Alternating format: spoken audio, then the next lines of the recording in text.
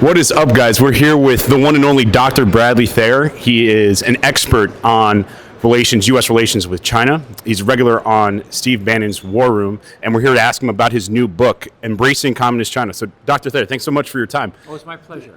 Tell us about the book. What can readers expect when they're confronting this? Well, the book addresses a key question, which is how did this happen? How did China go from basically less than 1% of world gross domestic product in 1990 to 18% today? And our answer is, well, American elites made it happen. It was the fact that we let them into our economic ecosystem that added rocket fuel to their growth. And it was the complicity of American elites in working with the Chinese Communist Party to ensure that China grew and became the threat that it is today to the United States and American interests around the world, and to our allies, of course, and so many others. So the United States, in large measure, made the threat of Chinese Communist Party by embracing it, by having what's called the engagement school, where the idea was by engaging with China, we would reform it. But in fact, the Chinese Communist Party reformed us, right? It was the Chinese Communist Party that won at the end of the day and was not thrown from power, did not become more democratic, but became more dangerous as a result of their economic growth to the United States. So we need to stop that immediately and go back to really the principles that we knew during the Cold War, the principles of power politics. That's brilliant. And having done all this work over your career, what do you feel as if now, in 2024, is the American mindset, has the attitude towards communist China and our relationship with China? Have you seen it? How have you seen it morph, and where are we at today? And how is that state, where we are with our recognition of who China is, from, at this point, how do you think that is for us as a country? Well, I think many Americans recognize the threat because of fentanyl and the addiction that the Chinese are accelerating, because of the young men coming over the border, the open border. Christopher Wray warning about the cyber threat that China poses explicitly about 10 days ago, if you recall. Yes. He said that. But then also the damage to our economy, the hollowing out of our society, of our manufacturing industries, to the benefit of Wall Street and the benefit of those who invested in the Chinese Communist Party, but not to Americans. And then lastly, COVID.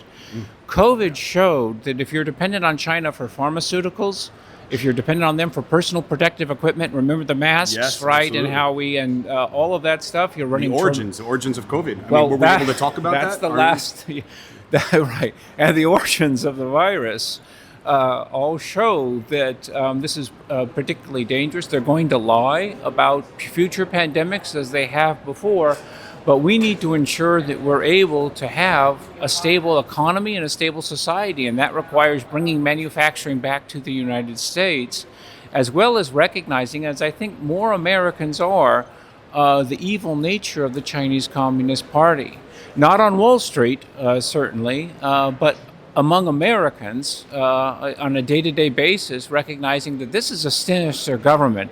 This is an evil regime which does not have our best interests at heart. In fact, is doing everything it can to hurt us through fentanyl or pandemics or military aggression.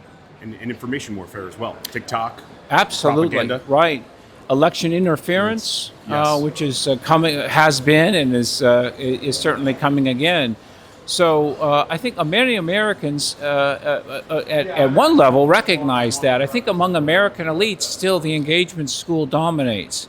They still haven't gotten the message. And the Biden administration, of course, after Trump's great measures, the Biden administration has had really a renaissance of the engagement school, right? Yes, Trying to do yes. everything it can with Gina Raimondo, Janet Yellen, John Kerry, right, the CIA director, obviously, and then Anthony Blinken go over there last summer and disastrous. And then that culminated in the November meeting in San Francisco in the Yes. Bay Area, where 400 business elites, right, really the acme of the American business community, celebrated Xi Jinping, a communist dictator who's committing a genocide against Muslims Yes. in Xinjiang, was celebrated who's an enemy of the United States, who is here to destroy, in essence, fundamental values of the United States and American power, was celebrated by American business elites. That shows the rot is deep. The rot is essentially is being sustained, and so the message of the book has got to get out. Embracing Communist China explains how this happened, what the causes were. It explains what China, how the strategy that they developed, but most importantly, perhaps it explains what we need to do to address the threat. That's brilliant. One last question for you. We have a large Christian and Catholic audience, and you were just alluding to it. It's a great transition. You're talking about the evil nature of this regime and what they're doing to the Uyghur Muslims and just religious liberty in general. Does your book talk about that, and does it talk about how Christians and just Americans in general should be thinking about communist China when it comes to these fundamental issues like religious liberty? Well, of course, Americans, of course, recognize the importance of religious liberty, and of the Chinese Communist Party attacks religious liberty, and as well as all other human rights for the Chinese people, and as they seek to do globally. So I think for individuals, pious individuals with who are interested, of course, and are people of faith, the book ends a lot in terms of ultimately providing an inspiring message, right? Beautiful. It was an action plan. We've had our problems, but we can solve our problems because not just that we are better than they are, but we are right and they are evil. Yes. And that is something that Americans need to recognize and to take faith and confidence in that recognition, because it is the case. And these guys are going to drive us into war. So it's a very dangerous situation. And what's much important is for the audience, for Americans to recognize what's at stake, and to demand that their leadership change and recognize the evil nature of the Chinese communist regime and work to deter it and ultimately overthrow it. Just as the Soviet Union, an evil empire, as Ronald Reagan said very famously in March of 1983, he said the Soviet Union was the focus of evil in the modern world and we're going to get rid of it. What we need is an American president to give the same speech. The Chinese Communist Party is the focus of evil in the modern world, and we're not going to live with it. It should not be part of international society. We're going to get rid of it. Would you say it's more evil than the Nazi Germany? Well, I would say evil, of course, is evil. Yes, and so, right, and whether it's in a Nazi form or whether it's a Mao Zedong's forced starvation of as many as 42 million Chinese between 1959 and 1962 in a forced starvation. Right, which was forced abortions as well.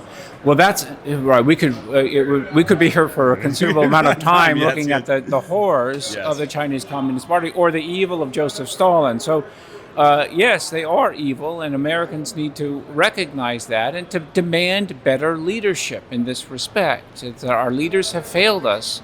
This engagement school has been almost fatal to us, and we need to break from it and go back to the recognition of truth and of good versus evil, which is what this struggle is. That's brilliant.